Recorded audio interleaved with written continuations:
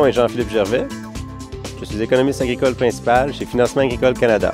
Mon rôle chez FAC est d'effectuer des analyses économiques sur les marchés agroalimentaires pour le bénéfice de nos clients et aussi de guider les perspectives d'affaires chez FAC.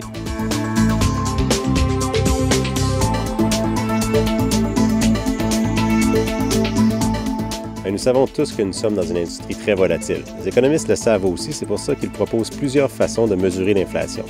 L'inflation générale, celle qu'on rapporte habituellement dans les médias, en fait calcule l'augmentation dans le niveau des prix pour l'économie en entier, dans son ensemble. Par contre, on sait qu'il y a certains secteurs qui sont plus volatiles, l'agriculture en est un exemple, le secteur de l'énergie.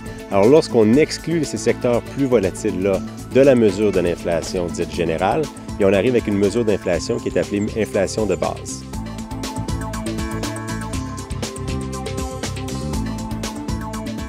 Taux d'intérêt et l'inflation sont reliés, puisqu'on sait que si l'inflation excède la cible de la Banque du Canada, qui est 2 bien la Banque devra prendre la décision de monter ou non les taux d'intérêt.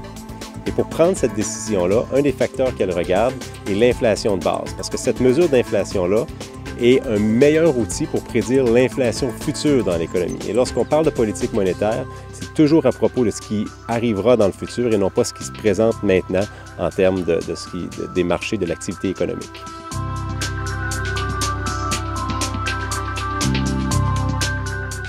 Si on voit une inflation plus forte, on sait que les taux d'intérêt vont vraisemblablement monter, donc ça augmente les coûts de financement pour les entreprises.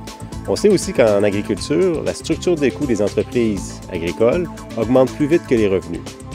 Donc, lorsqu'on voit de l'inflation, ça veut dire une augmentation du prix des intrants, comme la main-d'œuvre ou l'équipement ou la machinerie, et donc ça entraîne des pressions à la baisse sur les marges de profit. Ça force les entreprises à demeurer encore une fois très compétitives en innovant, en abaissant leur structure de coûts pour permettre de faire face à cette inflation.